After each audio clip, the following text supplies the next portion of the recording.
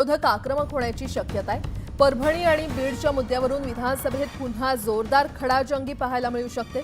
विधानसभेत विरोधी पक्षाकडून काँग्रेसच्या नितीन राऊत यांनी स्थगन प्रस्तावाच्या सूचनेद्वारे परभणीतील संविधान प्रतिकृतीच्या विटंबनेचा मुद्दा उपस्थित केला होता।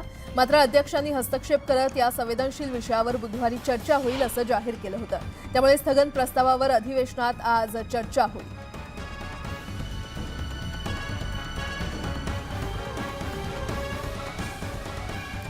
नागपूरमध्ये महाराष्ट्र प्रभारी रमेश चेन्नीथला यांच्या उपस्थितीमध्ये काँग्रेसची बैठक पार पडली आणि विधानसभा निवडणुकीत मिळालेल्या अपयशावर मंथन करण्यासाठी या बैठकीचे आयोजन करण्यात आलं होतं।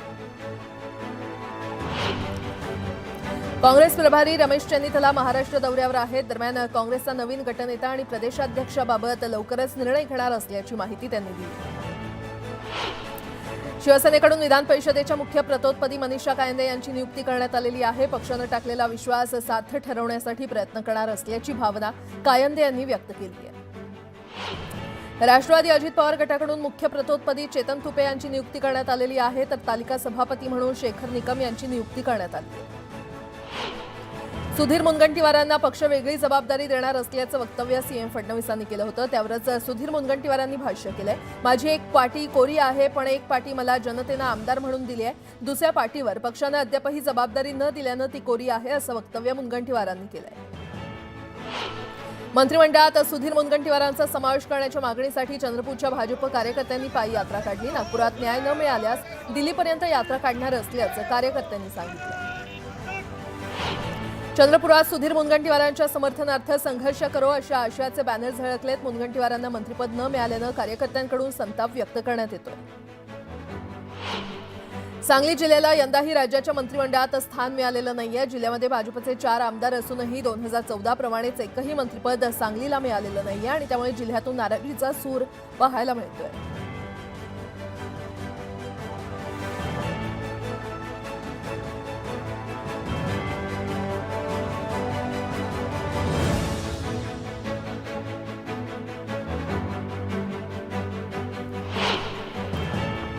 विधानसभा निवडणुकीनंतर सोलापूर जिल्ह्यामध्ये माजी आमदार राम सातपुते यांनी रणजितसिंह मोहिते पाटील यांनी पक्षविरोधी काम केल्याचा ठपका ठेवत आरोप केला होता। त्याबाबत स्पष्टीकरण देण्यासाठी त्यांना पक्षाकडून कारणे दाखवा नोटीस पाठवण्यात आली। संसदेत हजर राहण्याकरता भाजपकडून सर्व खासदारांना व्हीप बजावण्यात आला होता। दरम्यान वन नेशन वन इलेक्शन विधेयकाच्या चर्चेदरम्यान नितीन गडकरींसह 20 खासदार गैरहजर होते। भाजपकडून अशा खासदारांना नोटीस बजावण्यात आली। परभणीत घडलेल्या प्रकारात भाडोत्री गुंड आणल्याचा गंभीर आरोप रोहित पवार यांनी केला आहे, तर सर्वसामान्य मोर्चेकरी आणि महिलांवर लाठीचार्ज करणाऱ्या पोलिसांवर कारवाई करण्यात यावी अशी मागणी देखील रोहित पवार यांनी केली आहे। बीड जिल्ह्यातील गुंडराज आणि कायदा सुव्यवस्था अबाधित राखण्यासाठी स्वतः मुख्यमंत्री फडणवीसांनी बीडचं पालकत्व घ्यावं अशी मागणी आमदार रोहित पवार यांनी केली आहे। अनेक ज्येष्ठ नेत्यांनी मंत्रिमंडळात डावलल्यानं नाराजी व्यक्त केली आहे। मात्र दिलीप वळसे पाटलांनी कोणतीही नाराजी व्यक्त न करत विधानसभेच्या कामकाजात दोन्ही दिवशी सहभाग दर्शवला। त्यामुळे पुन्हा एकदा वळसे पाटलांकडून सुसंस्कृत राजकारणाचं दर्शन झालं। आता एक मोठी बातमी। फडणवीस सरकारच्या विधिमंडळ अधिवेशनाच्या रणधुमाळीत सध्या विधान परिषदेच्या सभापती निवडीची लगबग पाहायला मिळते। विधानसभा अध्यक्षपदी राहुल नार्वेकर यांची निवड झाल्यानंतर आता विधान परिषद सभापती कुणाची निवडणी लागणार याकडे उत्सुकता सर्वांनाच आहे। दरम्यान भाजपकडून राम शिंदे यांच्या नावावर शिक्कामोर्तब झाल्याची माहिती आहे। विधान परिषद सभापती पदासाठी राम शिंदे यांचं नाव चर्चेत आहे। भाजपकडून आज सकाळी राम शिंदे अर्ज दाखल करणार आहेत।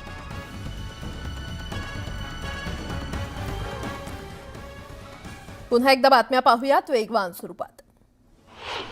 महायुतीच्या आमदारांसाठी संघ प्रबोधन करणार आहे। संघ पदाधिकारी महायुतीच्या आमदारांना 19 तारखेला रेशीम बागेत मार्गदर्शन करणार आहे। मागच्या वेळेस राष्ट्रवादीच्या आमदारांची अनुपस्थिती होती आणि त्यामुळे यावेळी तरी राष्ट्रवादीचे आमदार येणार का याकडे लक्ष लागले।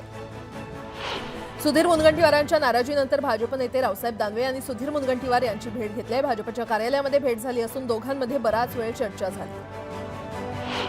जयंत पाटलांनी एका लग्न समारंभात माजी सहकार मंत्री बाळासाहेब पाटील यांना हाक मारत पवारांना सांभाळा असं वक्तव्य केलं।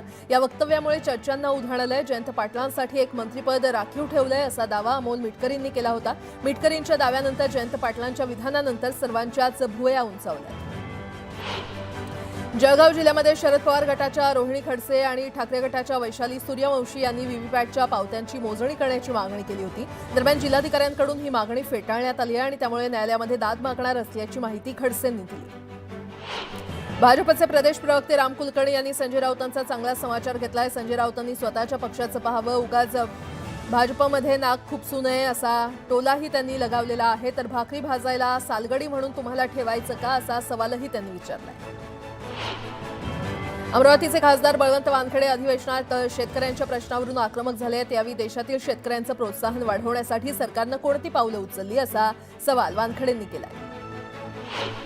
नागपूर विमानतळावर एका अनोळखी व्यक्तीकडून सुषमा अंधारेंना धमकी देण्यात आलेली आहे. दरम्यान या प्रकरणी विमानतळाचे सीसीटीव्ही त्याचे फुटेज तपासण्याची मागणी अंधारेंनी केली.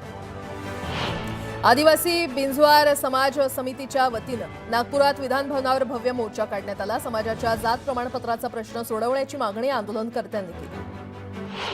तुळजापूरमध्ये तहसील कार्यालयासमोर ओबीसी समाजाच्या वतीनं जोरदार निदर्शनं करण्यात आली आहेत. छगन भुजबळांना मंत्रिपद न मिळाल्यानं ओबीसी समाजाकडून अजित पवारांचा निषेध करण्यात आला.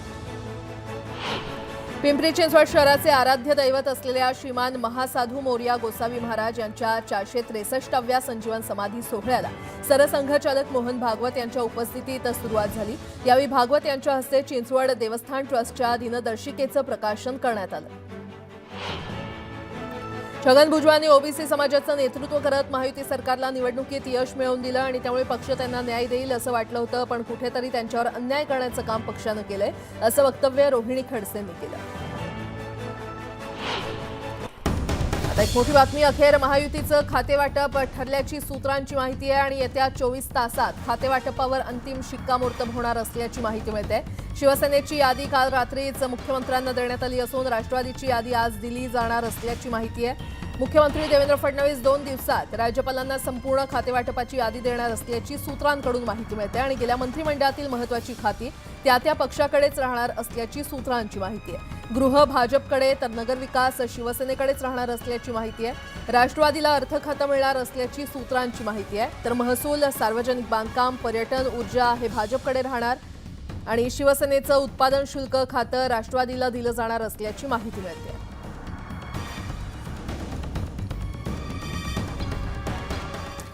पुन्हा एकदा बातम्या पाहूयात वेगवान स्वरूपात. राष्ट्रवादी काँग्रेस पक्ष आणि घड्याळ चिन्ह नेमकं कुणाचं, याबाबत सर्वोच्च न्यायालय आता पुढील वर्षातच निर्णय देण्याची शक्यता आहे. शरद पवार पक्षाच्या याचिकेवर आता 7 जानेवारी 2025 रोजी पुढील सुनावणी होणार आहे.